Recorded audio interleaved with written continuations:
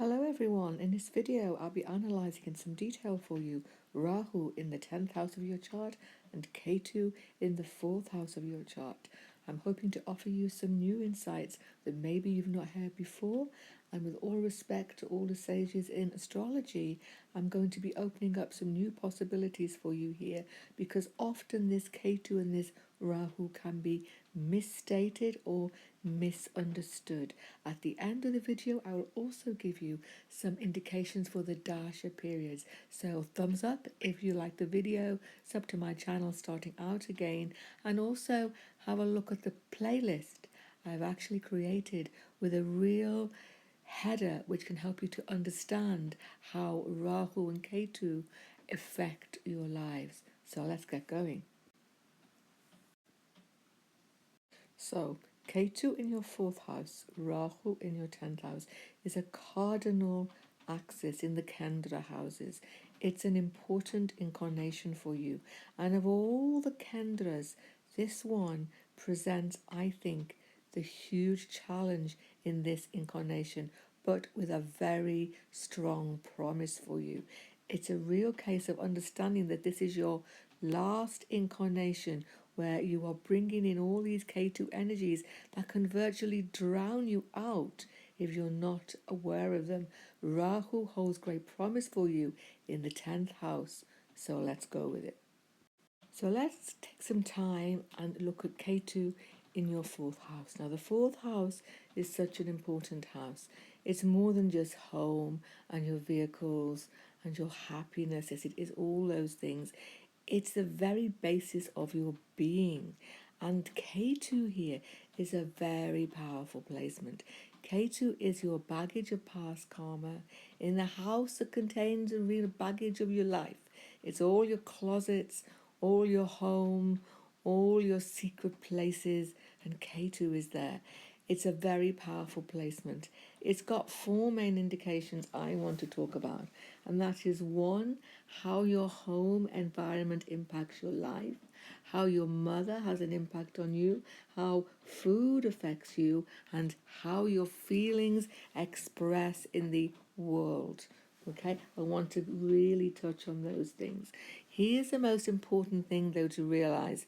You have taken birth here to move beyond a confining environment into the wide open world in which you become a person of some importance now, and that is male or female. What we often find with this particular Ketu is that your early upbringing, your early environment has an enormous impact on you. Now, everybody is absolutely conditioned and affected in some psychological way by their early upbringing. Now, here there can be 2 scenarios, and there's never something in between. You've either got a smothering female influence, maybe from the mother, probably from the mother, or there is a lack of a mother in some way. There is a lack, a mother who is cold and withdrawn. It's one or the other. It doesn't seem to come in between. Okay? And this can have a profound effect on your future, and particularly on your relationships and your career. So here's the thing, and in Vedic astrology and Vedic culture, we have great respect for the mother, and that is absolutely not what I'm talking about, like the mother is a bad person, because after all, our mother, we can never repay the debt we have to our mother. Our mother has given us this valuable human form. So with all due respects to mothers, I simply want to point out that in this incarnation, you have experienced some difficulty with the mother. Maybe not the other siblings, but you have, and that's the key thing. You have experienced either a lack of closeness, a great difference between you and the mother, or a feeling of being so smothered and overwhelmed by demands from the mother that you simply want to get away from the home at the earliest possible opportunity. Some of those scenarios, tend to manifest. Now, this affects your feeling nature very strongly. You are, again, there can be 2 extremes here. You're either going to be someone who feels so deeply about everything that you can hardly begin anything new. You're so overwhelmed by your feelings that you become almost peeping out and into the world from your home. You find it hard to let go of your home environment and the safety which you find there. Or you can have a real sort of barrier between you and other people where you contain your feelings. You don't want to have them overwhelm you. And this will, really impact on your relationships. And this will mean that you find it really difficult to share your emotional feelings and to accept love from other people.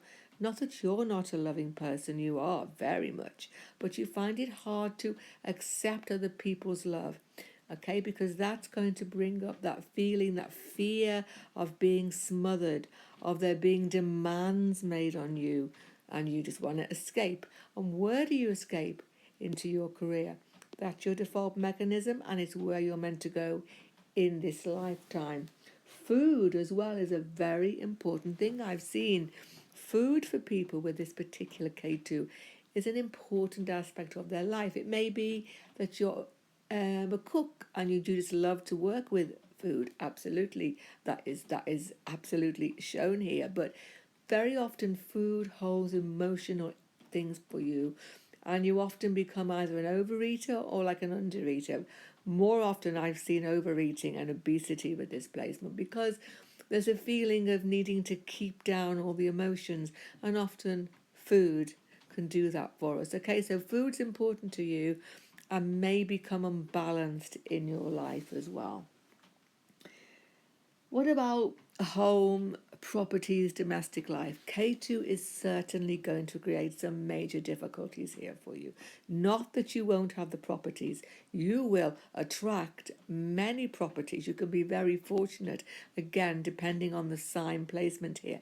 And that's because of your past karma. You will attract fortune in your home life. And I've not seen anybody with this who isn't strongly attached to their properties. Okay, many properties, you may have more than one property, but here's the thing: at some point, it all becomes overwhelming to you. The more properties you get, the more problems you have. The more the more effort you put into maintaining your home, the more problems seem to come up. It seems like, like a sort of magic thing. The more you do, the worse it gets. It's a bit perverse here. That's because you're not supposed to be putting your energy here. Of course, we have to maintain our home and so on. But here's the point. You do feel really overwhelmed at some point in your life by your domestic agenda. So you're not a domestic god or domestic goddess, although you might feel that you need to be. You feel this from an early childhood conditioning that you must pay a lot of attention to this area, but that's not your karma in this lifetime. So where your karma lies is here in the opposite house, okay? Here in the world of work, in the public arena, where conversely, what's going to happen is you become a mother figure for many people.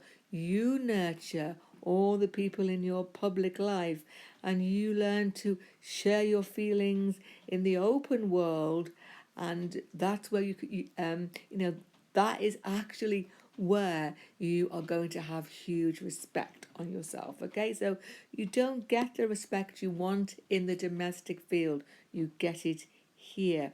Now, this is obviously much easier for a male. This sort of karmic path is far easier for a male than a female. Because a female has so many demands made on her. It doesn't matter what a career woman she is. There will always be these, domestic demands, and therefore it's a much harder path this for a female. I would also refer you to my video, which is on my channel now, of our new Prime Minister here, which is, of course, Boris Johnson, and he has this axis. So go and have a look at that and see what I talk about Boris. Obviously, it's a political video, so I've not really gone into the fact that he would have these aspects, but of course he would. Okay, so let's now move on to consider Rahu in the 10th house and where you are going in this lifetime, and the real concerns that you're going to find with that placement. Let's go. So, Rahu in your 10th house has, I think, been a bit misstated. First of all, we need to be very clear about this.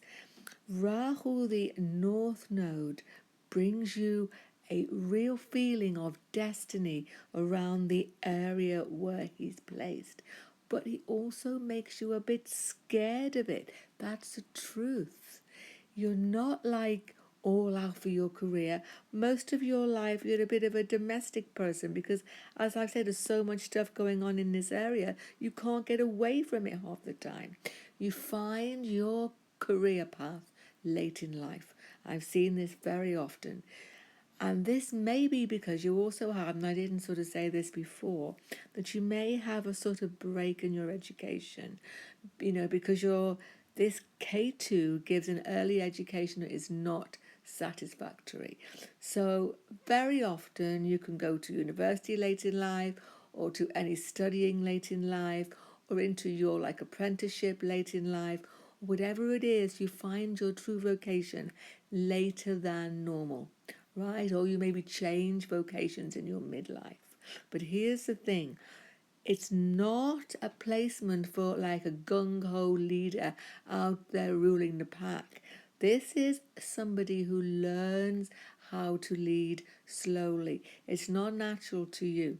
You are not a natural boss. Okay? That's because for incarnations, you've been in this home area of working in small groups of people in a very secure environment. So it's a bit scary for you. The workplace career is something which you want, but you're a bit scared of. You don't quite feel that you can be at home there. But that's because you've not found your true path in life. However, like I say, that is more likely to happen later in life. I've seen this so many times that, there is a late new path in your career. Now, here's the other big thing about this Rahu. You are here in this incarnation to care for other people, not in the small sphere, but in the big sphere. And you very often end up in a caretaker role. It's something that's not emphasized enough. Okay, Rahu is making you, and here's the key word to take from the video, is making you responsible. It's all about responsibility, okay, because this particular Ketu didn't have responsibility for many lifetimes. There was no need to have responsibility. Okay, you were all protected and enclosed in some environment, not necessarily domestic. Here and now, though, you are here to push forward into the world, not just the working world, but the world in general, and take responsibility for other people. It doesn't have to be as a big leader, as a boss. It can just be working in a school with the kids, It can be just working in a very mundane job, but you are responsible. You are caring. You are leading others in whatever small way you can, helping others, but leading by your example. So it's not just being like a help to others. It's not just that. It's about leading others by your example. That's the best thing I could say about this particular Rahu. And you become skilled in that. You will find that, when you start to do that and you see how people need you, you will feel fantastic. You will start to think, yeah, this is a job for me. This is a career for me. This is a work I love, and you will be hugely successful at it. I'm not talking about how much money you will earn. You have to check on your 11th house for that. But what I am saying is you will find a successful path when you feel needed by the world, when you feel important, but it doesn't come easy to you. Okay, there's not a lack of confidence. I don't see that. There's not a lack of confidence because you've had that instilled in you for lifetimes. It's not a lack of inner self-worth. It's more a feeling that can you really be out there having other people look up to you? And the answer is yes, you can. This is your destiny, to be responsible, even to educate other people. You could be a very good lecturer, okay? You could be lots of things. I don't want to name particular careers here. What you should do is have a look at the sign involved and then where the Lord has gone, and that will give you the clue. And also look where Rahu is in your D10 chart. Essential that you see that if you can. Okay? So it's a very successful Rahu once you get off your feet, once you take off, if you like. That can take you some time. There may be many false starts in your career path, many false roads until you find the right place for you. But I can tell you with a surety that that will be where you are responsible for other people, where you are a guide to other people. I've seen this, where you are somebody who is guiding other people. So any career in which you do that, I don't have to list them. You can imagine what they are. They're the place for you. Okay, so I would say the minus here is that you are always going back, you are pulled back into this fourth house so easily. And that means that, when you have any sort of conflict with anybody in the workplace, it pulls you back to your safe place. When you have anything, anybody who challenges you, you find that hard. You find it very hard. That's because you've not been in this public sphere for many lifetimes, and now you're being pulled towards it. Okay, so you need to go with the good karmas there. You need to draw on all the best grahas you have here. Okay, all depends who you've got here. I must do some videos soon on the aspects of Rahu and the aspects of Ketu. But here and now, I'm just discussing Rahu in your 10th house. So it's a very successful Rahu. It's a late in life success, though. And again, check out Boris Johnson's chart. He has this, our new Prime Minister. And it's very interesting to see what's going to happen with him. I think I mentioned that it can lead to sudden rise, sudden fall. It can. But for the ordinary person, it's more about finding one career, moving out of it, finding another sector. Okay, it's not so much a rise and fall in that way as a fall in your expectations. So what you have to do is to find the right place for you, and when you find the right place, then you won't fall from grace. That will be your place in the sun, that will be your destiny, and that will work out fine. Okay, so let's now move on to look at the Dasha periods, which are going to bring in some interesting aspects I have not mentioned so far. So, when you enter your Ketu Dasha in your fourth house, the aspects come into play strongly. Ketu fourth aspects 8th and 12th house. Therefore, this Dasha is a time of inward exploration without doubt. It's a very intense time. All sorts of past karmas arise in relation to your family and in relation to your education. So there will absolutely be some sudden unexpected events and very often foreign travel in some way, including some sort of domestic relocation is a high possibility. But the main issue is that in this particular dasha, you are inwardly driven, and a very good time for spiritual life. I mean, this is one of the best times to find your true spiritual self, who you are, who you need to worship, how you need to express yourself spiritually. It's a wonderful time for that. You couldn't have a better dasha for that. That's because you gain insights from your past experiences, okay? And you have been a very inwardly driven person for many lifetimes. So you could find this a very comfortable dasha, despite the fact you got the sudden events, despite the fact you end up a little bit retreating from the world during this time. This is what you are supposed to be doing, okay? So yes, there will be family crisis, maybe relocation, issues with your with your, like immediate family and your domestic life, maybe some relationship issues as well, maybe some sort of inheritances, maybe a spiritual pilgrimage, but these are all good things. Okay, it's not a troublesome time despite the sudden events. It's just, when your public life has to go on hold. It's when all of your energy is going within the domestic sphere. But it seems to be almost as though you just can't control everything, because Ketu will take things out of your control. You have to go with the dasha, and therefore that's why you attend to your spiritual life and your occult knowledge here. That's because we often turn to these things, although spiritual life should be going on all the time. But, we often turn to this area here and try to find, occult explanations for things, tarot cards and all these things. Why do we go there? Because you just want to know what's going to happen next. It seems like your life has gone a bit out of control, I would suggest, in this particular dasha. But even though, as I say, you cannot control these sudden events, you will find huge spiritual, growth and insights, and it will be a positive time for you.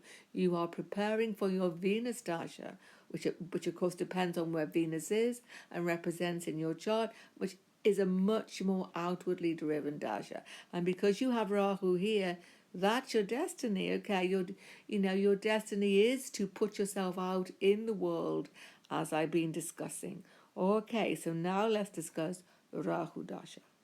So when you go into Rahu Dasha in your 10th house, here's the indications. Rahu aspects the 2nd house and the 6th house here. Therefore, Rahu is very materially motivated. These houses are very materialistic houses. You're not like in your Ketu Dasha. It's not a hidden away private Dasha dealing with domestic issues.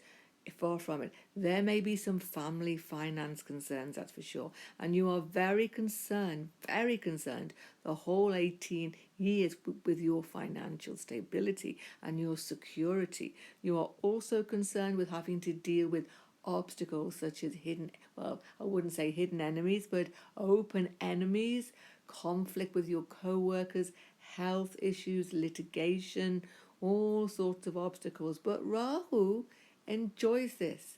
In a way, Rahu enjoys conflict, enjoys getting one over people because he is skilled in knowing how to do that. So you will, in this 18-year period, slowly develop skills in which all the obstacles you face, and by the way, there may be some health issues, and you will overcome those too. You will overcome these obstacles. It's not an easy dasha for you because your background in this 4th house, your past life experience doesn't quite prepare you for the onslaught of this 18-year Rahu period.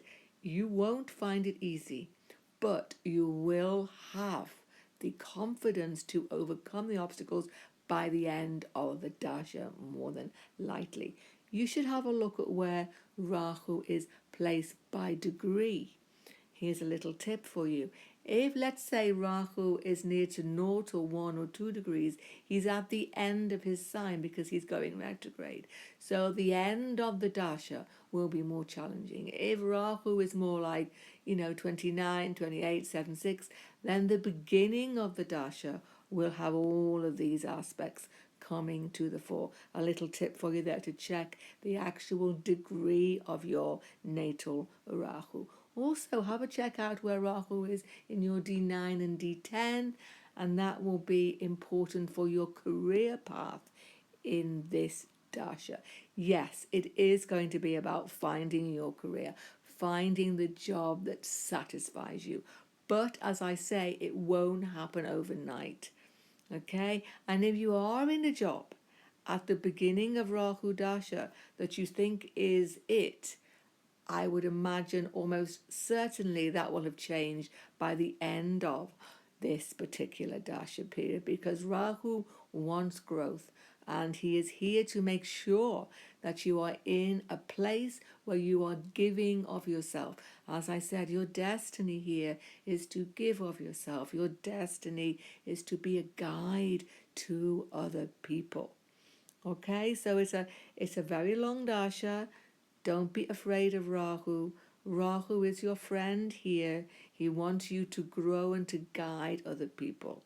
Rahu is, of course, Maya, and for every single one of us, no matter how well placed Rahu is, at the very end of the dasha, there is always a little bit of disappointment.